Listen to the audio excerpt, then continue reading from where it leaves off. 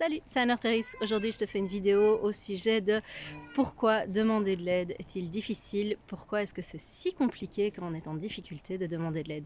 Alors, pour te situer un petit peu le contexte, hier j'étais faire un petit tour à l'hôpital, non pas pour l'ambiance festive de l'hôpital, pour le décor maculé ou pour le fait que quand tu vas voir des médecins là-bas, ils te font faire une série de tests chelous. Simplement, j'ai été là-bas parce que j'ai eu un VPPB. Donc je ne savais pas ce que c'était jusqu'à ce que je le vive. C'est un vertige positionnel paroxystique bénin. Donc ma journée, elle a démarré de manière complètement classique, tout se passait bien.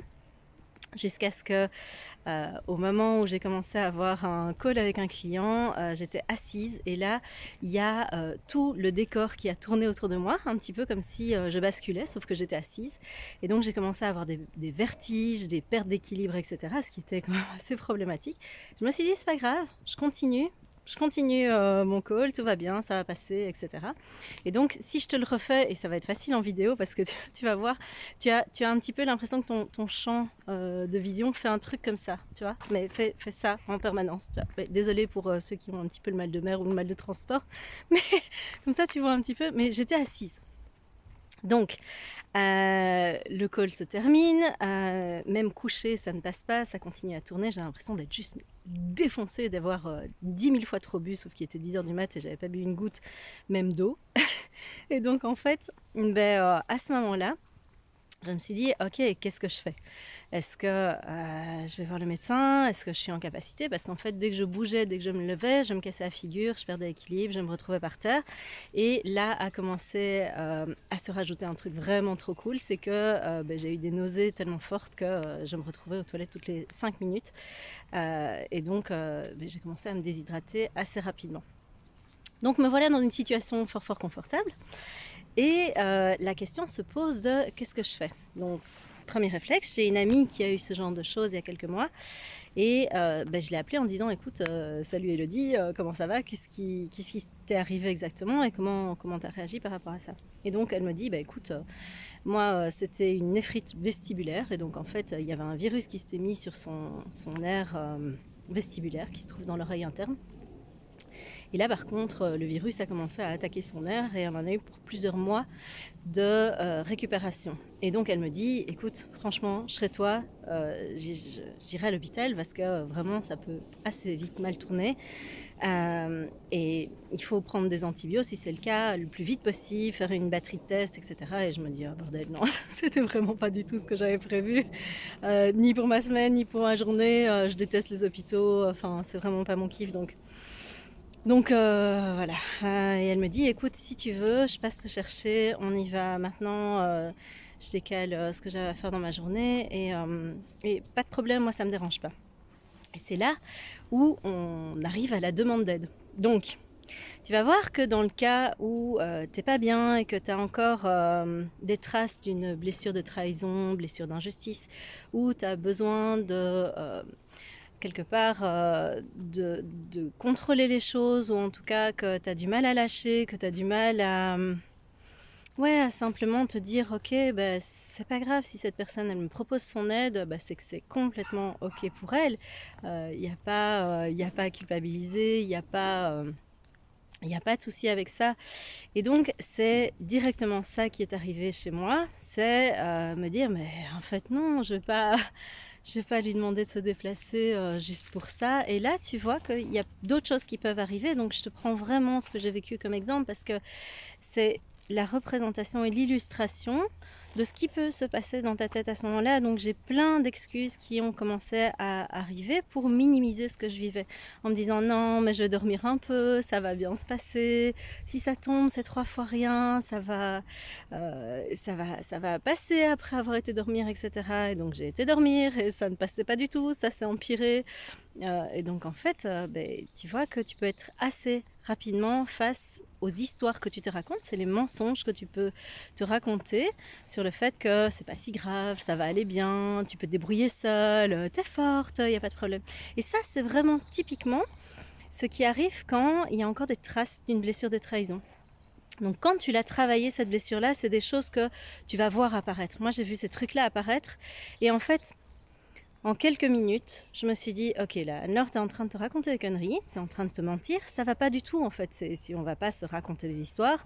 Tu es en train de vomir, tu tiens pas debout, tu es incapable de te déplacer, d'un bout à l'autre de la pièce, sans perdre l'équilibre et te retrouver par terre. Donc en fait, c'est on va arrêter de se baratiner, ça ne va pas». Donc ça, c'est le premier truc que tu peux faire, c'est repérer les mensonges que tu es en train de te raconter, les trucs que tu te dis pour minimiser la situation, alors qu'en fait, tu es vraiment en difficulté et quand tu minimises comme ça, tu ne te donnes aucune valeur. Et tu vas voir qu'il y a des chances que tu ne te donnes aucune valeur parce que tu donnes plus de valeur au temps que l'autre pourrait te consacrer, à son emploi du temps, alors que parfois, quand on te propose de l'aide, c'est vraiment, vraiment quelque chose qui vient du fond du cœur. La deuxième chose qui s'est passée à ce moment-là, c'est que je me suis dit, ok, mais moi, en fait, j'ai peur finalement, j'ai pas envie d'aller à l'hôpital. Je sais que si je vais aux urgences, là, il était aux alentours de 14h, je sortirai pas avant minimum 16h. En fait, je suis sortie à 19h, à 18h30, 19h des urgences. Donc, en fait, effectivement, mon emploi du temps a été complètement bouleversé. Tu vas voir qu'il y a une part de toi qui se dit, si j'accepte de recevoir de l'aide, si j'accepte d'aller dans la direction qui m'est proposée et où je sens quelque part au fond de moi que c'est la bonne, je vais devoir lâcher sur plein de trucs. Et ça, en fait, tu vas voir qu'il va y avoir, comme je présentais dans la vidéo précédente, la peur de l'inconnu, la peur de devoir t'adapter à quelque chose où tu te dis ok, je suis partie pour 2 heures ou je suis partie pour, je sais pas moi, peut-être que je suis partie pour 3 jours à l'hôpital. Et donc là aussi, c'est important de pouvoir faire face à ta peur et te dire ok, voilà, concrètement, je vais arrêter de me baratiner là aussi. J'ai vraiment peur, ça me fout les jetons. Je sais pas à quoi m'attendre, mais qu'est-ce qui vaut mieux? Est-ce qu'il vaut mieux que je laisse passer, que je me baratine ou que je sois prise en charge? Et si c'est un truc grave, voilà. Et tu vas voir que une autre étape que tu vas traverser, et celle-là, elle n'est pas facile non plus. Donc j'avais dit à ma pote, écoute, je vais dormir, je vais voir si ça passe, et si ça passe pas, je reviens vers toi et on voit comment on fait à ce moment-là. Donc je m'étais laissé une marge en me disant, voilà, je vais encore attendre un peu, laisser les choses mûrir et s'intégrer, me préparer psychologiquement à me dire ok, je vais à l'hosto. Sachant que je flippe, hein. Moi il faut savoir qu'une prise de sang ça me fait tourner de l'œil, donc vraiment j'aime pas, c'est pas mon truc, franchement, voilà. Après on peut, voilà, il y en a qui gèrent ça mieux que d'autres, moi je gère pas du tout, c'est vraiment un de mes plus grands flips, c'est me retrouver à l'hosto. Et du coup, en fait cette troisième étape, c'est pouvoir retourner vers l'autre et lui dire ok, là j'ai besoin de toi, j'ai besoin d'aide. Et donc c'est ce que j'ai fait hier, j'ai retéléphoné à ma pote et j'ai dit ok, écoute, j'accepte ta proposition, je veux bien que tu viennes me chercher. Elle m'a dit écoute, dans une demi-heure je suis là, et on est parti. Et en fait là j'ai été hyper surprise parce que tu me croiras ou pas, j'ai passé la meilleure journée de ma vie à l'hôpital. Ça tournait toujours autant, j'avais toujours autant envie de vomir, mais étant assise ça allait encore. Donc j'ai été tant bien que mal là-bas.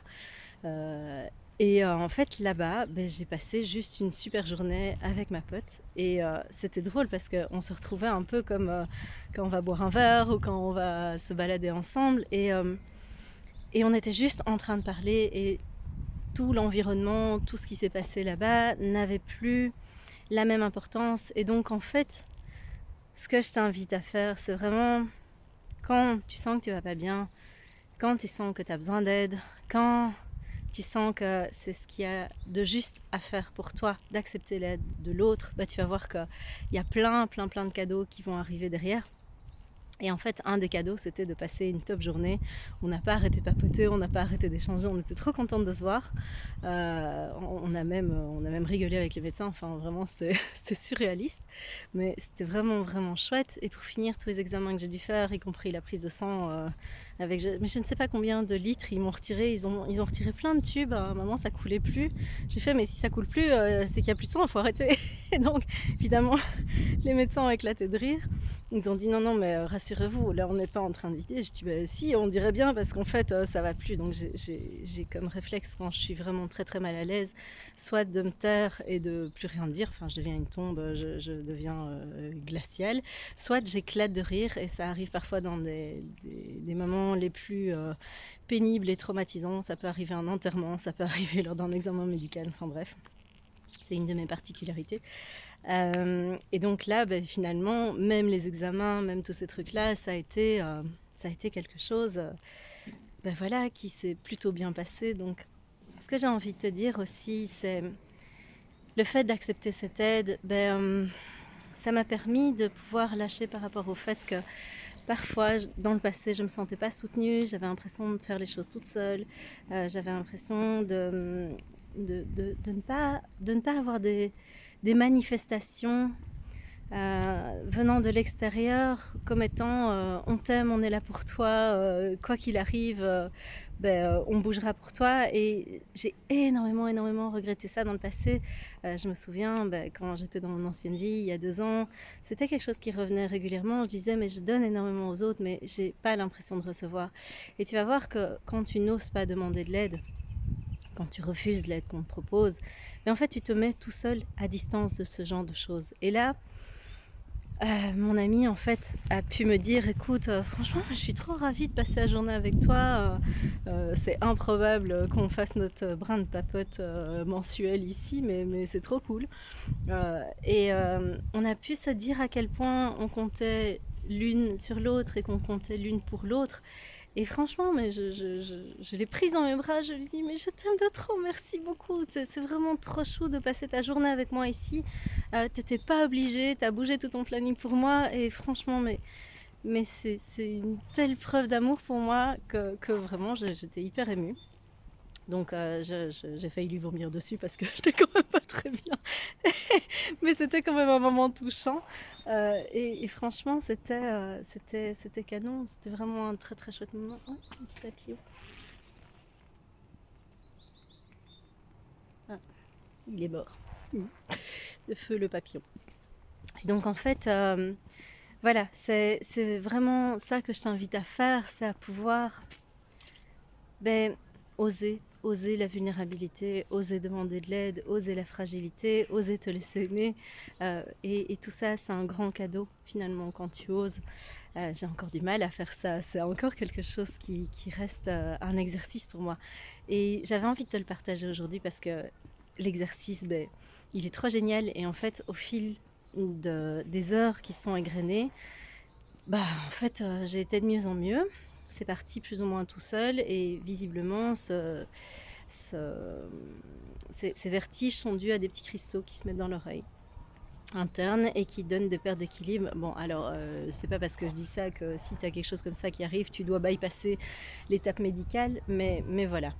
Sache en tout cas que ça peut arriver, ça arrive brutalement, ça repart aussi brutalement que ça arrive, et voilà, c'était l'occasion d'un exercice pour moi. N'hésite pas à me mettre dans les commentaires si toi aussi tu as pu vivre quelque chose comme ça, si c'est difficile pour toi de demander de l'aide, comment est-ce que tu fais pour dépasser ça. Et n'hésite pas, si tu as une personne dans ton entourage qui n'arrive pas à dire oui quand tu lui proposes ton aide, ou qui a du mal à demander de l'aide et qui après te dit à quel point ça a été dur pour elle, la situation, n'hésite pas à lui transmettre cette vidéo, à la partager. Et là-dessus, je te laisse et on se retrouve très bientôt pour une nouvelle vidéo. Ciao!